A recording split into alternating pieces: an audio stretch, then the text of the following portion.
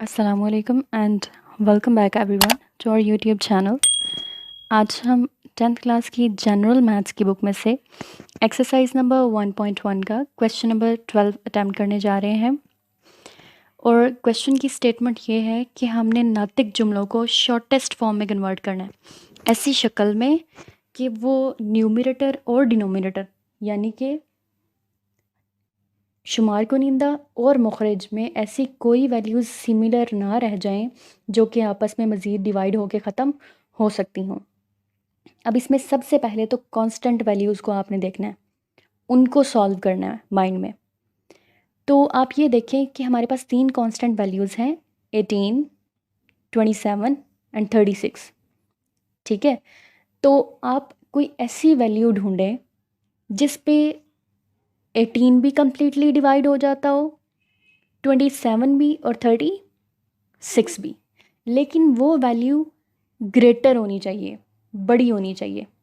क्योंकि अगर कोई छोटी वैल्यू ले लेंगे तो वो जो हमारे पास रिमेनिंग वैल्यू आएगी, यानी ये देखिएगा, मैं आपको एक एग्जांपल देती हूँ। 2 के टेबल को अगर जो है 2 की वैल्यू को 9 से मल्टीप्लाई करें तो हमारे पास 18 आ जाता है। 3 को 6 से मल्टीप्लाई करें तो 18 आ जाता है। ठीक है, फिर 4 के टेबल में नहीं आता, 5 के टेबल में नहीं आता, 6 के टेबल में आता है, वो फिर 6 3 ज़ार 18 ही होता है। तो 7 के टेबल में नहीं आता, 8 के टेबल में नहीं आता, 9 के टेबल में आता है। 9 2 ज़ार 18।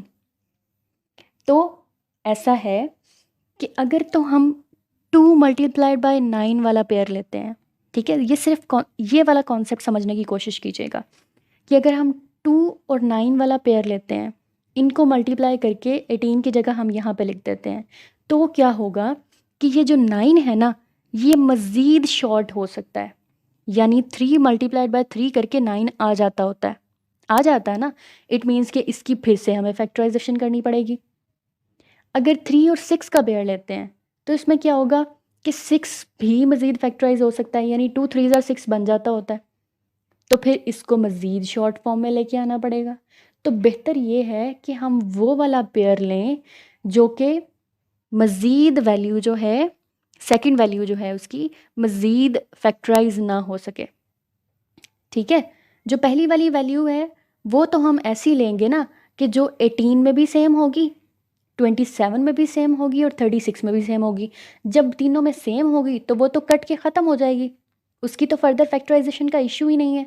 बात तो है सेकंड वैल्यू की। सो हमने ऐसे वाला पेयर उठाना है जिसकी सेकंड वैल्यू मज़ीद फैक्टराइज ना हो सके, स्मॉलर वैल्यू हो कोई सी।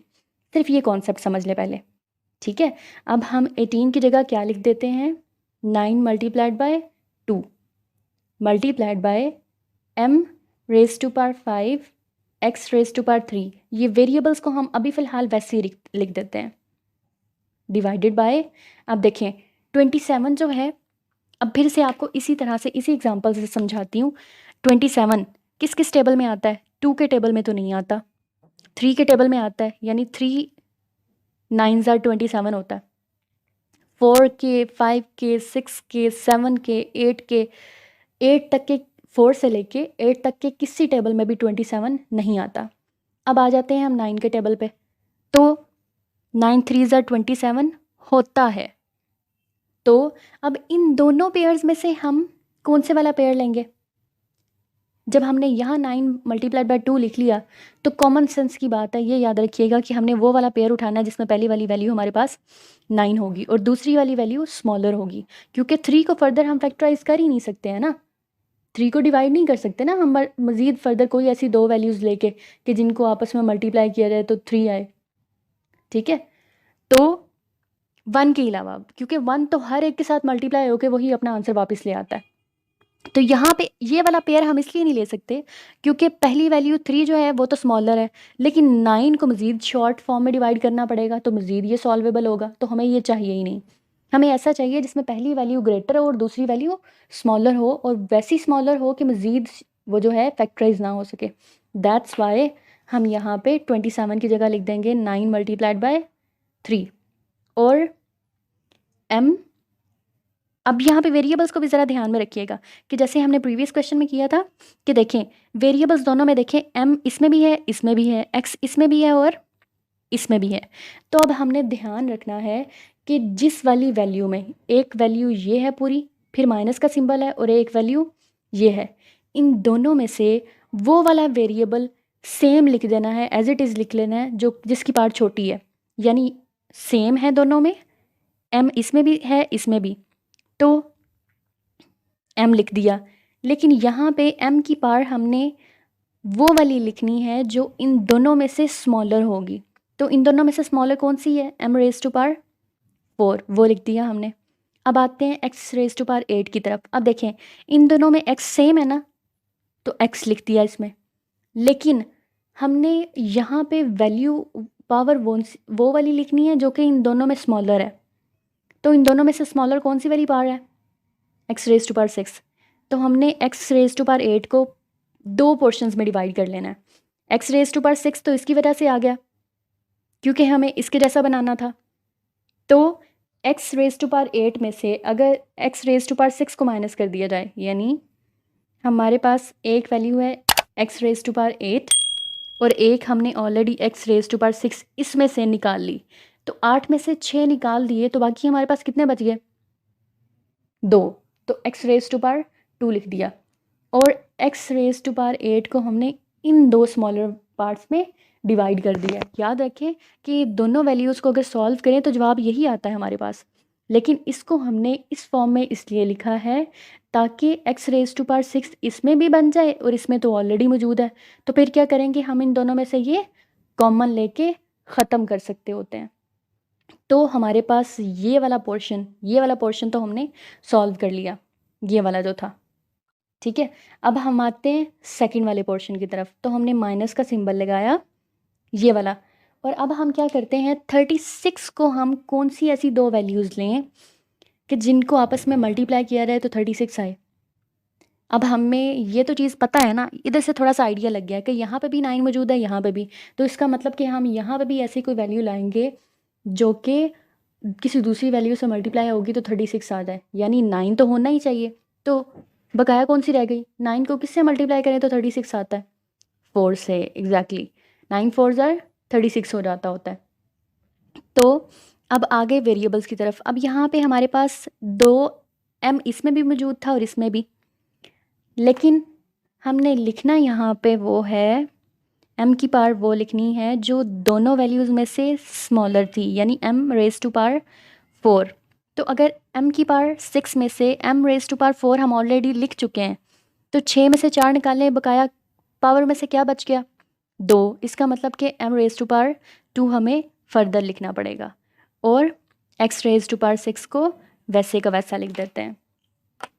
ठीक है, अब हम आते हैं इसकी शॉर्ट फॉर्म की तरफ, और वो कैसे होगी, ऊपर वाली वैल्यूज़ को अभी फ़िलहाल वैसे का वैसा लिख दें, यानी 9 multiplied by 2 multiplied by m raise to power 5 multiplied by x raise to power 3, divide का सिंबल। अब इन दोनों में से देखें कि हमारे पास कौन कौन सी वैल्यूज़ सेम आ रही हैं। 9 इसमें भी है, इसमें भी है ना, तो इन दोनों में से कॉमन निकाल लें। ठीक है, अब उसके बाद 3 और 4 सेम नहीं है, इनको छोड़ दें। m रेज टू पावर 4 इसमें भी है और इसमें भी, बाहर निकाल लें। और x रेज टू पावर 6 इसमें भी है इसमें भी, तो ये भी कॉमन ले लें। अब अंदर क्या रह जाएगा, इसमें से हमने ये और ये 3 वैल्यूज़ बाहर निकाल ली हुई हैं, तो बाकी क्या बच गया, 3x², वो लिख दिया हमने। फिर ये वाला माइनस का सिंबल, और फिर इस पूरी वैल्यू में से 9 m raise to power 4 x raise to power 6 हम ऑलरेडी बाहर निकाल चुके हैं, तो बाकी क्या बच गया, 4m², वो हमने यहाँ लिख दिया। ठीक है, अब नेक्स्ट पार्ट में हम क्या करेंगे कि देखेंगे न्यूमरेटर और डिनोमिनेटर में क्या क्या चीज़ें कॉमन आ रही हैं। जो चीज़ें कॉमन आ रही हैं उनको हम ख़त्म कर देंगे। ठीक है, तो सबसे पहले तो हमें जो चीज़ सेम नज़र आ रही है वो इसी में है, 9 और 9, उसको तो हम यहीं पे ख़त्म कर देंगे। ठीक है, और 2 को हमें वैसे का वैसा लिखना पड़ेगा क्योंकि नीचे हमारे पास डिनोमिनेटर में कोई मज़ीद कांस्टेंट ऐसा मौजूद नहीं है जो 2 से मैच कर रहा हो, तो इसको वैसे लिखना पड़ेगा। अब ऊपर वाली वैल्यू को हम ऐसी शेप में लेके आते हैं कि वो कहीं ना कहीं आपस में न्यूमरेटर से मिल जाएं। तो m रेज टू पावर 5 को हम ऐसे कर लेते हैं, दो पोर्शंस में डिवाइड करते हैं। एक बन जाएगा m रेज टू पावर 4, ठीक है, क्योंकि m रेज टू पावर 4 यहाँ मौजूद है तो ऊपर वाला और नीचे वाली m रेज टू पावर 4 आपस में कट जाएंगे। तो m 5 मरतबा था ना, तो अगर 4 मरतबा हम लिख चुके हैं तो बकाया 1 मरतबा बचा, m रेज टू पावर 1 अलहदा से लिख दिया, मल्टीप्लाइड बाय एक्स क्यूब को वैसे का वैसा लिख दें, डिवाइड का सिंबल, और फिर m रेज टू पावर 4 इसमें से बचा था और x रेज टू पावर 6 देखें। अब x रेज टू पावर 6 लिखने की बजाय हम इसको ऐसा करते हैं कि ऊपर एक्स क्यूब है ना, तो इसको भी दो पोर्शंस में डिवाइड कर लेते हैं। एक्स रेज टू पावर 6 को बना देते हैं x cube multiplied by x cube. वो क्यों? क्योंकि इनको अगर सॉल्व करें तो वेरिएबल सेम है, लिखा एक ही दफ़ा जाएगा, और जब सिंबल्स आपस में ऐड होंगे तो जवाब हमारे पास एग्जैक्टली वही आता है।